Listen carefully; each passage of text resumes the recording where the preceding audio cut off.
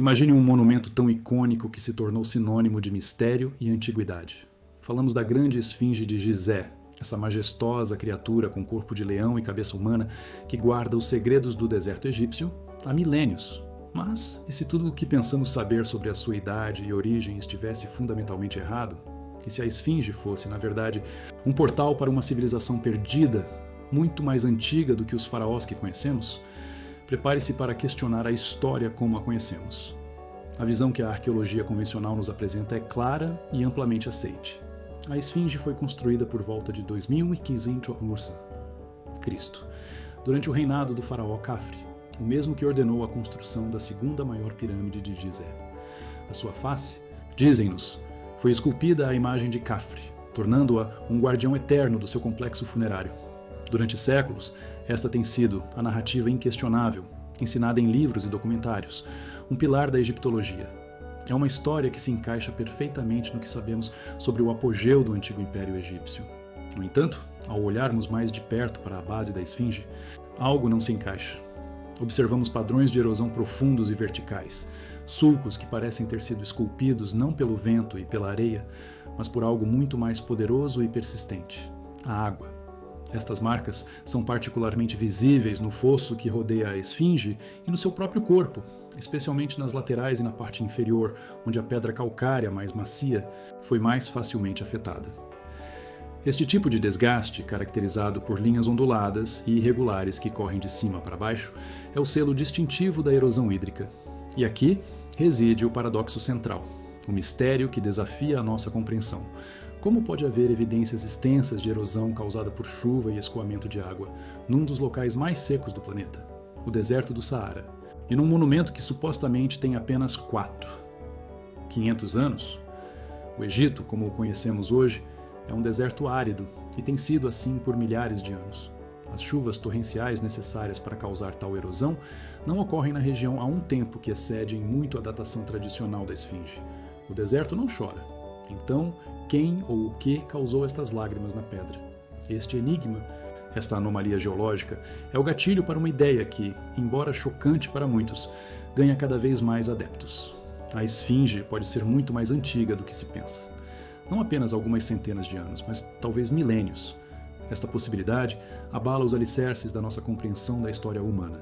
Se a esfinge foi construída numa época em que o Egito era um lugar verde e fértil, irrigado por chuvas abundantes, então a sua origem recua a um período muito anterior à ascensão dos primeiros faraós e à formação da civilização egípcia dinástica.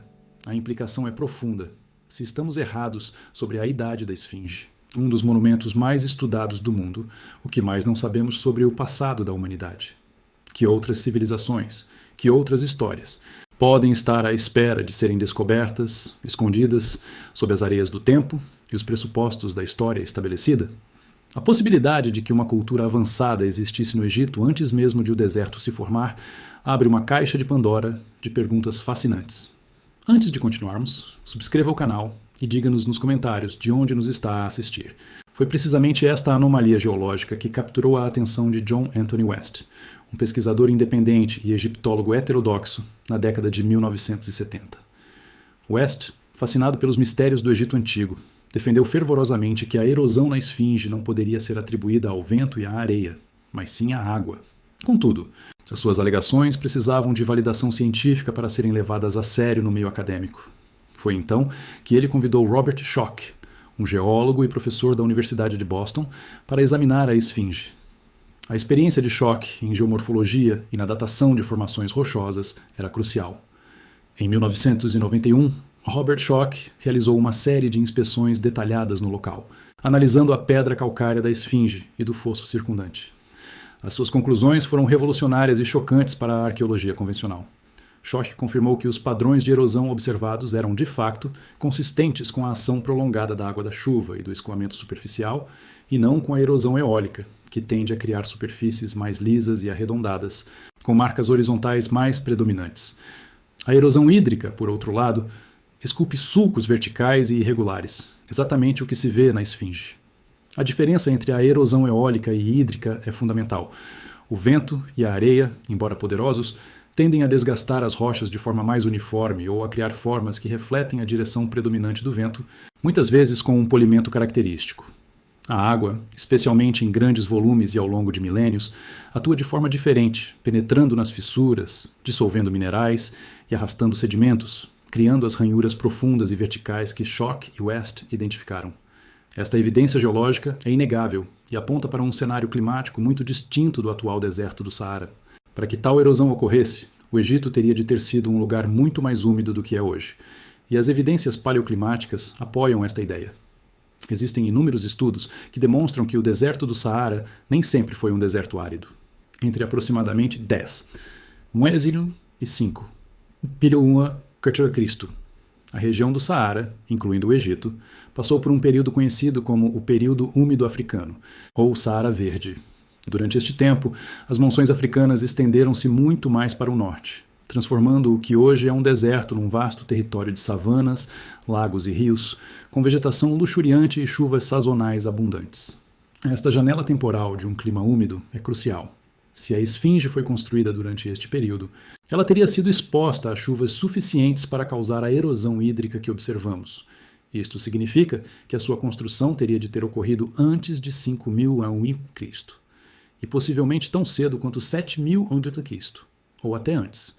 Esta datação alternativa, baseada em evidências geológicas, coloca a esfinge milhares de anos antes da datação tradicional de Khafre e muito antes do início da civilização egípcia dinástica, que se estabeleceu por volta de 300 c.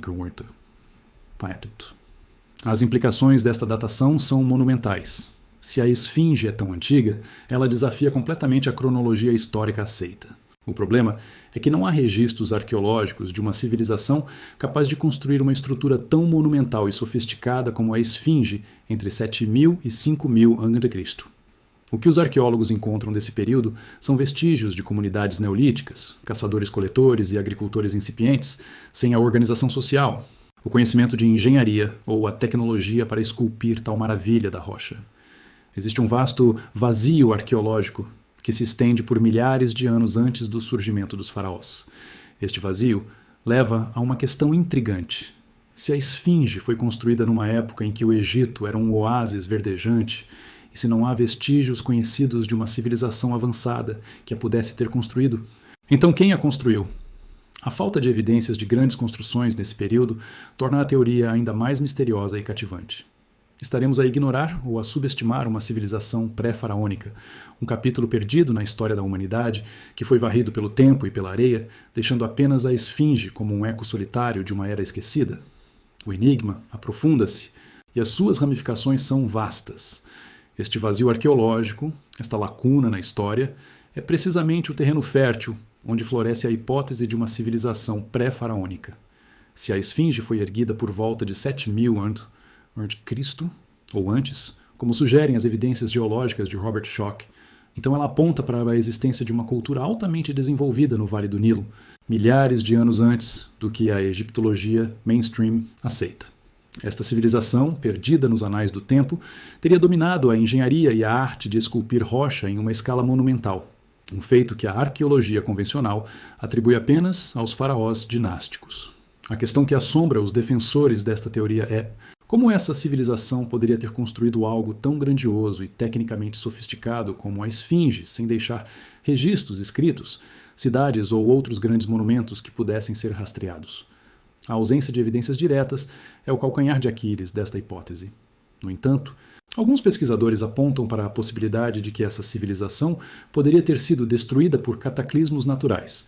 Talvez as próprias mudanças climáticas que transformaram o Saara Verde em deserto, ou inundações massivas, apagando assim a maioria dos seus vestígios. Outros sugerem que o conhecimento e a tecnologia poderiam ter sido transmitidos oralmente ou através de pequenos artefactos que ainda não foram reconhecidos ou descobertos.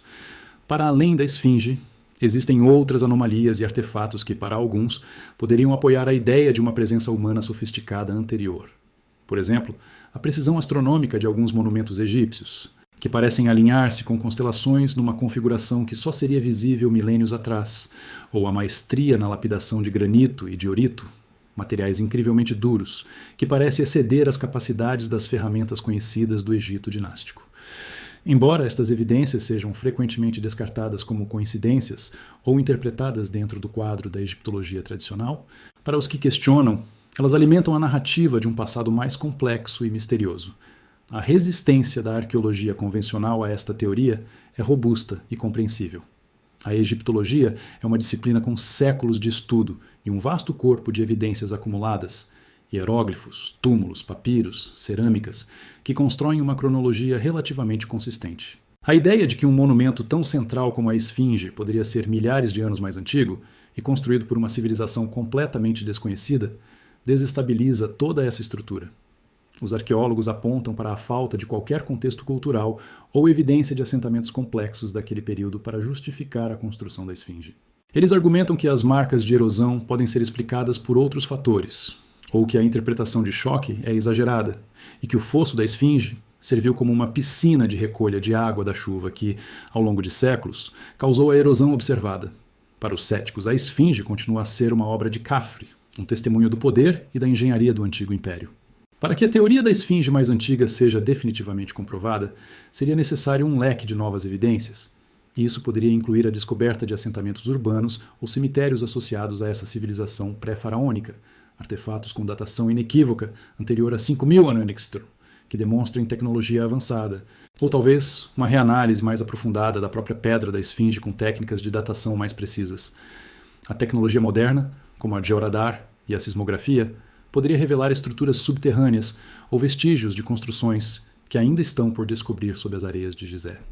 No final, a Esfinge permanece como um guardião silencioso de segredos antigos. A sua face enigmática continua a nos observar, desafiando a nossa compreensão do tempo e da história. A saga de John Anthony West e Robert Schoch e a sua audaciosa teoria servem como um lembrete poderoso da importância de questionar o que sabemos e de estar aberto a novas possibilidades. A história humana é um tapete complexo e é provável que ainda existam muitos fios por descobrir, muitas lacunas por preencher. A possibilidade de que a nossa história esteja incompleta, de que civilizações floresceram e desapareceram sem deixar rastro escrito, abre portas para uma compreensão mais humilde e profunda do passado.